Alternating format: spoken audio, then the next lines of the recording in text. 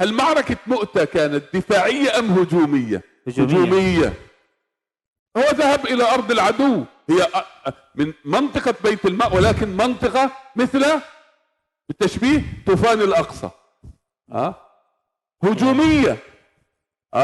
المعارك السابقة التي كانت تتم في غزة دفاعية، هو يقصف غزة، يضرب غزة، لكن في طوفان الأقصى هو خرج ودخل الأرض المحتلة التي احتلوها في عام 48. وكذا مؤتة أرض محتلة من الرومان، فأرسلهم رسول الله صلى الله عليه وسلم. بالمفاهيم الحالية هذا جنون، بالمفاهيم زي ما الآن بعض الناس تقول طوفان الأقصى جنون، هذا يعني جرت ويلات على قطاع غزة. نفس الأمر قالوه في مؤتة، ترسل بضع آلاف مقابل مئات الآلاف في الطرف الآخر. ميزان القوى غير وارد نهائيا. إذن هي معركة مؤتة كانت هجومية وليست دفاعية. ونفس الأمر سنتكلم في تبوك. Oke, yang pertama saya mau tanya dulu nih. Perang Tabuk ini kalau posisi Rasulullah di Madinah itu perangnya defensif atau ofensif? Ofensif ya. Nah, perang ofensif ini tadi saya bilang apa? Oh iya, afwan. Perang Mu'tah, ya. Perang Mu'tah ini berarti ofensif ya. Baik. Karena menyerang, kalau dari ilmu perang sekarang, strategi yang dilakukan pada zaman itu benar-benar amazing banget. Kenapa? Jumlahnya kecil.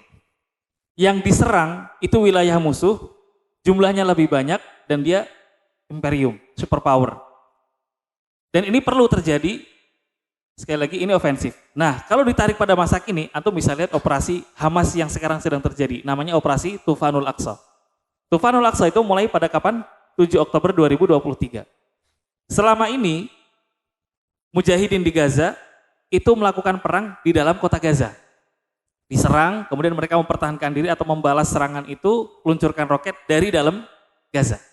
Tapi 2023 pertama kali dalam sejarah peperangan di antara Hamas, Gaza dan Israel ini, mujahidin Gaza masuk ke wilayah musuh yang antum tahu. Saya baca itu jumlah prajurit yang disiapkan itu hanya 3.000-an orang, sementara Gaza itu di situ pangkalan militer yang diserang itu bukan sipil ya, tapi pangkalan militer dengan segala kecanggihan, semua senjata Eropa itu ada di situ.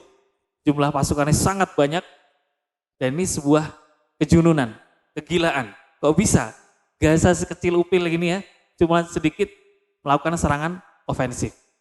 Ini seperti seolah-olah sejarah mengulang kejadian yang sama. Mizanul quwa ghair mutawazin.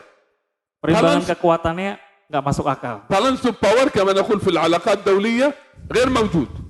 قوة عظمى سوبر باور ترسل لهم بضع مئات. Ya, ini keseimbangan kekuatan atau powernya udah nggak seimbang. Kenapa?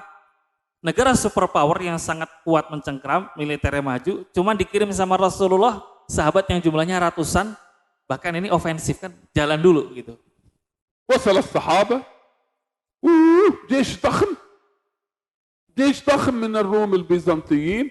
بدأت المعركة، استشهد جعفر الطيار، هذا من آل البيت، يعني من عائلة الرسول صلى الله عليه وسلم. وضعه في المقدمة استشهد. فمسك الراية من؟ زيد بن حارثة استشهد، كما قال الرسول صلى الله عليه وسلم: إذا قتل فلان. هنا من القائد الثالث؟ عبد الله بن رواحة. عبد الله بن رواحة نفسه أنا حموت، والنفس بشرية أمارة بالسوء. فعبد الله بن رواحة كأن الخوف دخل إلى قلبه، هو كما يقول، وسجل هذا شعرا. كيف نعرف هذا؟ قال شعرا وسجله. فماذا يقول لنفسه؟ نفسه تحدث: اهرب، ابقى على الحياة، فيقول في شعره أقسمت يا نفسي لتنزلن أو لتكرهن. أقسمت يا نفسي والله غصب عنك يا نفس إلا تنزلي ساحة المعركة. أقسمت يا نفسي لتنزلن يا بالأدب يا نفس عبد الله بن رواحة تنزلي، أو رغما عنك ستنزلي إلى ساحة المعركة. قد أجلب الناس وشدوا الرنة، ما لي أراك تكرهين الجنة.